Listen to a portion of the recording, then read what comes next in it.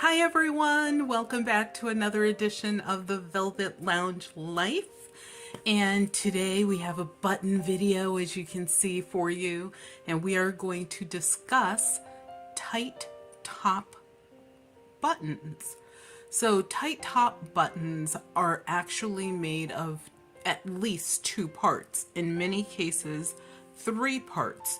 One being the top that you see, and that is made of celluloid, which I just realized I have written here in large areas. And I am using my button book that I created that has samples of different buttons in it for this video, as well as some that I pulled out of one of my button trays. So that is one thing to know. The other part is the button is also made of a metal bottom. So the celluloid is basically formed or molded, and it is made to fit over or be a tight top over a metal, usually steel, bottom. And sometimes there is cardboard in the center of that. So in between the two. And no, you cannot see the cardboard. It is, they make sure that they totally form, the good buttons anyway, are totally formed and pulled over that steel bottom so that you cannot see any cardboard or any innards whatsoever. Now, the ones that do not have anything in the center are usually what they call the bubble, or what we used to call as kids, we would call them little balloons, but they're usually called celluloid tight top glow bubbles. Now, the glow bubble means that there's the steel that's underneath has nothing on it, and the celluloid over the top is see-through, so that when you can see through the bubble, it almost looks like it's glowing, but it's not glowing. It's just the reflection of the metal underneath. And again, just not to confuse it with like twinkles or what sometimes we call mirror back buttons that are out there. It does not give you that kind of shine. It just kind of looks like a little glow. And also, it doesn't look like a moon glow button either. If you had one, you would definitely know. Unfortunately, a lot of those buttons do not survive the test of time. And the reason for that is because when you're dealing with a celluloid tight top glow bubble, the issue is the thinness of the celluloid material. Now, celluloid is one of the first plastics. It was made in the late 1800s. Even some people say the middle, but I would say middle to late 1800s. And it's considered to be the first man-made plastic. And later on, when they started doing things with celluloid, they started adding in cellulose.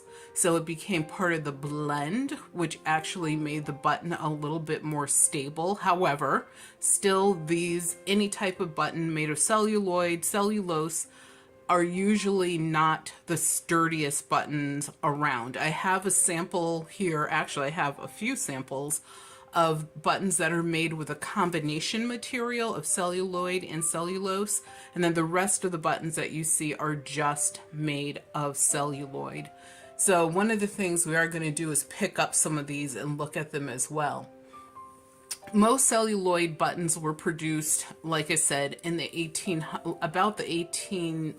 1800s and later. And the reason that I use the middle 1800s is because there was a lot of experimentation going on. And unfortunately for those that tried to get those patents in, a lot of failures. So it was a very unstable material and really wasn't stabilized and used in hundreds of ways until the 1890s. So when I say hundreds of ways, think of radios, think of little implements around the house, toys, obviously buttons. Even like when they started creating cars, there are pieces in those cars that use bits of celluloid. So they were, when they finally got a stable, what they considered to be a stable plastic it was, I hate to say it, sort of like plastic today, where as much as they could plasticize, that's kind of what they tried to do. However, with such an unstable material, there were way too many failures, so it just became part of the ether as a material that could possibly be used, as I stated, for household items, industrial items, and, you know, even toys. So it was like pretty cool product. Everybody wanted to get on the bandwagon. It was inexpensive. And the thing that people really loved about celluloid products, and I believe they still love about these products today, is look at the rainbow of colors and the designs and the molding that they could do with these. Amazing. Like anything where you can add color and extra design, people are always going to be, you know, waiting with bated breath to get their hands on it or try it at least. So one of the things I want to do right now is kind of just get right into this. And, you know, I talked about the tight top glow bubbles, but there are other types where they took the clear material and stretched it. And here is an excellent example of this. This button it has what you see, and I'll turn it sideways. You'll see it slightly domed, and that dome is clear. Underneath, there's a piece of cardboard that has this gorgeous Art Deco design on it. But this is not of the Art Deco period, I don't believe. Actually, I think this one is. And then on the back, you can see this is the metal backing, and it's not uncommon to find them slightly rusted, used, because what did people do with these? They put them in the wash. So putting them in the wash, obviously water is not a friend of metal, but you can see like right around here how this is tucked in. So they have this tight top, and it's not uncommon to have these be a little, you know, seem to be loose. They're not really loose. It's just really how they were made. And then on this side, you could see that beautiful, almost a space age sort of looking like a flying saucer shape. But then I can turn it back around, and this is what you get. So the celluloid in this is this clear dome portion. This is metal here on the side. And let me just check something. Yes, that's metal. I just wanted to make sure. But the side is the black painted metal. Then you have the steel back. And once again, that cardboard insert with a design on it in the center.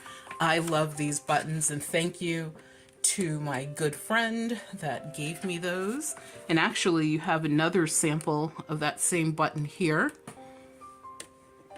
And I am not ripping these out of my button book, but this one is so stunning.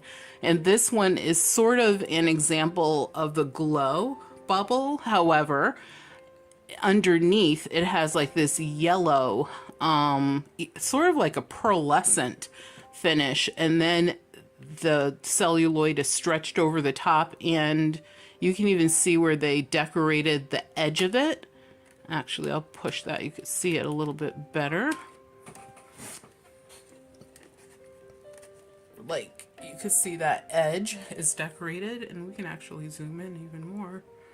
Ooh, now you can really see it. You can see how gorgeously that's decorated around the edge. So celluloid being such an amazing product, whoever figured out that it could accept like all of these amazing colors, you know, that guy or gal, that was the true winner, I think, of the celluloid race. Because even if you have a radio or something like that that's made of celluloid, usually it has a really cool design to it, very geometric, and of course it has that splash of color. And look at this button, which looks like it came off of a house dress. However, this button is relatively large, and of course I do not have my silver dollar so I can show you the juxtaposition as far as size goes. So I'm going to use this business card, but you can see like how big that is in relation to this business card. And that's not uncommon to have giant, or what we call big beauties, as far as size goes for these celluloid tight top buttons. So look at this one. This one is huge. It's like over half the size of the business card. And looking at this one, you can see how that is pulled over, and notice that little bit of brown in there. That is cardboard that's in between this metal back panel and the celluloid that was pulled over the button. And once again, look at the design. It's like so easy to probably have had some sort of variation. And also the other thing to notice with this one are the colors.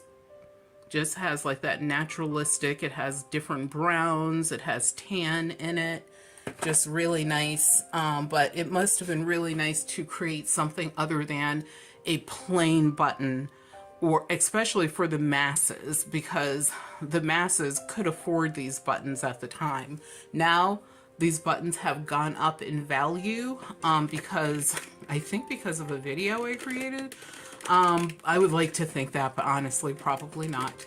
But as people become more aware of them, and also the fact that there will never be buttons made like this again, because honestly, it kind of doesn't make sense, because the material isn't stable enough to go through, especially today's washers and today's dryers, and just today's wear and tear on a garment. So if you do find them, I would say collect them. Like, I know some people would be like, oh, but I'd rather have Bakelite, or I'd rather have glass buttons, or these metal buttons, or cloisonne, or I could go down the list over and over again. But this is still an area where you can find some amazing pieces, and I'm going to say it, of art, and collect them now. And I guarantee you, I will say in 10 to 20 years, hold me to it, people will be looking for these, and they will be harder to find. So here is a gorgeous button. It's, of course, this beautiful ruby red. Reminds me of like a pomegranate seed almost. And look at the gorgeous deep dive that they took into giving that some nice shape with that diamond shape right there in the center. And once again, you know, it's a nice chunky one.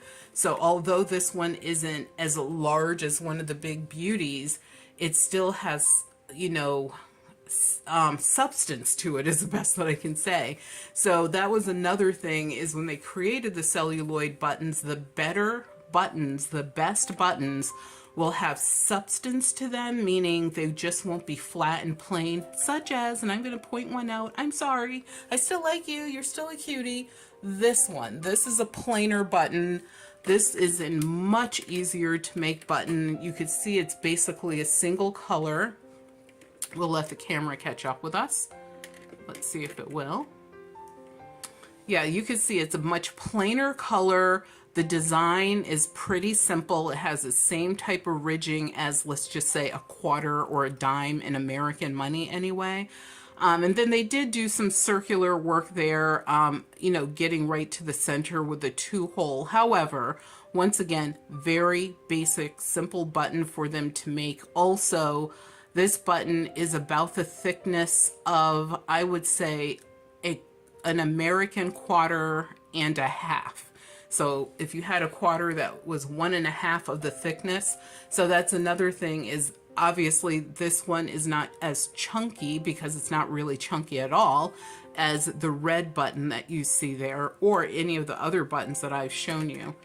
So here's another button that I love all the buttons, so you'll hear me say another button that I love.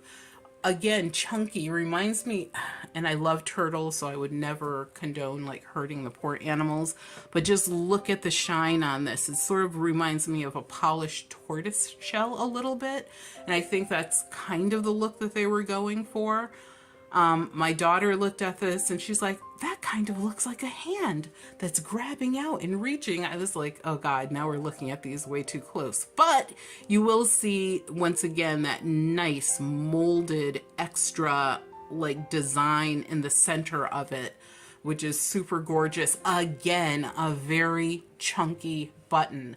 And the other thing about celluloid tight top buttons is, or any tight top button, is usually they are light in weight. So even though you might have a giant black beauty, I was gonna say black beauty, but because I'm looking at a button up here, which I consider to be a black beauty, you might have a really large, big, beautiful button.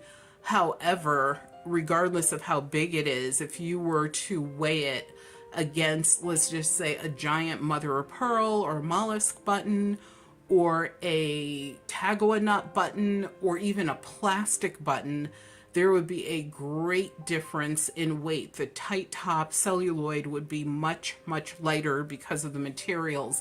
Even the steel they used did not add a lot of weight to these buttons. So absolutely one of my favorites is this black beauty right here. Look at all of this work, the indentations around the perimeter, the beautiful deco design here in the center, and then they decided to just, bring it back and not take it too over the top with this plainer 4-hole in the center. Absolutely stunning, beautiful condition. Now, one of the things that I always am asked by people is, I'm asked actually several questions, but I will talk about two of my favorites. One is, how do you store the buttons? Two, how do you clean the buttons or maintain them? Very simple. I will answer question number 2 first. To clean the buttons, especially, and I'm talking about these particular buttons, what I do is I simply wipe them off with a plain cloth. If I see anything in a crevice, I will go after it with a soft bristle child's toothbrush, or an adult's toothbrush as well. And if that doesn't work, then my last resort is to use a tiny, tiny bit of a clear turtle wax. So yes, that same stuff that you can put on your car, but I am talking about minute amounts. And I suggest testing an area on the back of the button before you go at it on the front of the button and possibly do damage. To be honest with you, just from my own personal experience, I've never had any damage occur from doing that, but it is possible that someone might. And also be careful of how fragile your button is. So if you see cracks in your celluloid, do not do anything to it at all. The button, unfortunately, it's not on its last legs, but it's pretty close.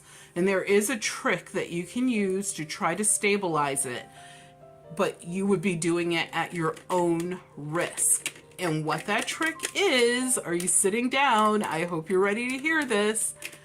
It is to, I almost hate to say this to you, use clear fingernail polish. Now, what that will do is and this is just for like, not for things that have cracked and opened up and they're peeling off. Before it gets to that stage, you can possibly stabilize the cracking so it doesn't go to the peeling stage or the opening up stage by using a high quality gel type fingernail polish. Now, yes, you have altered the being of that button by doing that. However, it will definitely stabilize the button so that you don't lose it or have it, get the button sickness or just fall apart and disintegrate, over time. But what you also have to do before you put the fingernail polish on is make sure the button is, you know, as clean as you can get it. That means just a very soft, I would even say a makeup brush that's super soft. Just go over it. And then you want to make sure if it has holes, like I have some 2-hole and 4-hole buttons here, that you put something in those holes, like a toothpick or something, to keep the holes opened up. And then a single layer, even of, meaning put it on evenly, of that nail polish.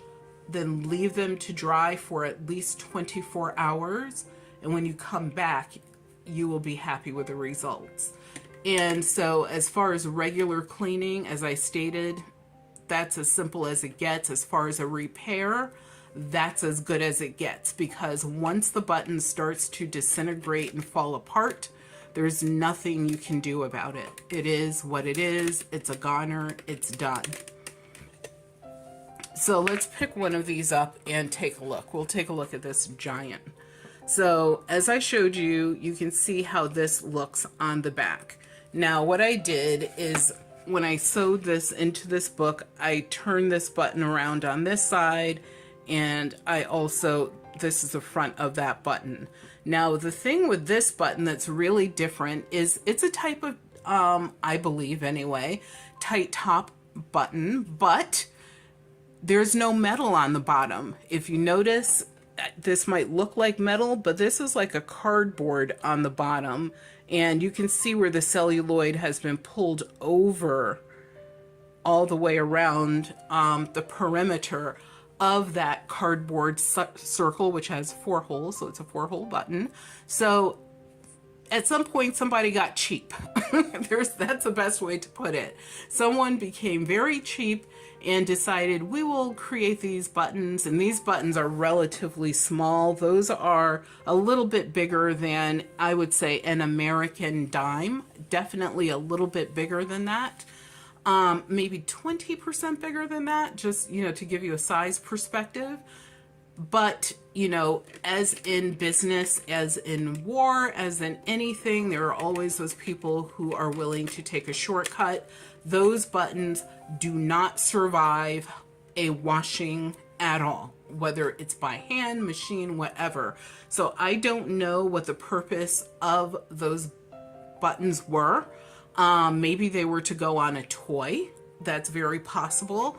When you're looking at vintage, not vintage, but antique toys from the Edwardian period and a little bit before that, it's definitely possible. And so you would go from Victorian to Edwardian, definitely all of the Edwardian. It is possible that these buttons were on a toy versus being on, you know, something made for us to put on our clothing. Now, something else that I also noticed when it comes to celluloid buttons, it is really hard to find them on clothing. Antique clothes just don't seem to have them on them, and I don't know why that is. However, there are times that I do find the buttons and they still have thread in the holes, or either if it's a self shank, sometimes you will find material in there. So we know that these buttons were definitely used and sewn on something. However, I know this is really weird, but it's also not uncommon for me to find these buttons in a bunch of buttons, and you could tell that they were just never used. So it's just a really interesting history and a little bit of, you know, some investigative work, if you will, when you think about what these buttons are and what they've been through, and the fact that they still are in existence. That is a thing that always is surprising to me because of how delicate they are. Look at this one, absolutely stunning design. Once again, chunky button. You can see they added some dashes of color and that gorgeous, I don't know what, almost like an hourglass design in the center that's turned sideways. And then this beautiful blue one, it's like such a rich, rich blue. And then they sort of wiped away some of the colors so that underneath it almost, you know, has a little bit of depth to it versus just being solid in a color. This one is highly unusual because it is square. Unfortunately, it's not my favorite just because it's like, oh, why couldn't it be like a gorgeous color or have multiple colors? An absolute stunner #1 superstar that's a favorite of mine is, I don't know if I can hold it on there, is this one. Is it in perfect pristine condition? No, but let's see if we can put some paper behind it. No, but who cares? Look at it. Just look at it. It is just so pretty. And it's an olive green with this ivory color. You can see the self shank. You can see how they pull the celluloid down and over the metal. And this, and usually when it's a self shank, that's usually when there is nothing in the center. There's no cardboard in there. Usually the 2 holes and the 4 holes are usually the ones that tend to have the cardboard in the center. Ooh, I wanted to show you this one as well. Listen to me sound like a child. Ooh, ooh, ooh, it's so much fun. So this one, just look at the detail work on it. Absolutely stunning. And I would think that this would have gone on like a coat, probably a coat that would just have a giant button at the throat of it. Is a button that did have some, that's why the holes look like that. It did have some thread in there when I obtained it. And here's another one that's really just, look at all the color and the time that someone put into molding that. Absolutely beautiful. Those striations in there, sort of like stripes or something. And we'll turn that one over and you can see what it looks like on the back. So I hope that this video was helpful. I hope that you guys go back and re-examine your buttons and look at this one that's also very plain and has a cardboard back. That's why I think those were probably used for toys. But, you know, like I said, please go look at your buttons, see what you have, rediscover these buttons. I know, like I said, some people do not value them as much as they do other buttons, but I do believe it is an emerging area because people are realizing, like I said, that once these buttons are gone, they're gone. And these buttons will never be reproduced. And I hate to say it, it's just not economically feasible. It just doesn't make sense unless someone's doing it as a hobby or doing it for resale. But then it kind of takes on a different dynamic when that occurs. So I hope that you enjoyed the video. Please remember to subscribe to The Velvet Lounge Life and to press that thumbs up button. It really does make a difference to the channel if you watch the video or just listen to it for 15-20 minutes. We do have, I want to say, almost 100 videos on buttons. And I would really love it if you guys would, you know, just go through that playlist, watch a few of the videos, hopefully watch them all, and also leave some feedback for me. I'm always willing to learn. I do my research, but, you know, sometimes there are varying opinions on things, and I totally welcome that. And also check out our community page or tab of this YouTube channel for free giveaways and other things that we have coming up, occasional live sales. And lastly, the description of the video has lots of extra information for you guys and resources that you can use as well. So thank you so much. Remember that your health is your wealth, and without your health, you have absolutely nothing. So please, please, please take care of yourselves and have a wonderful, wonderful day.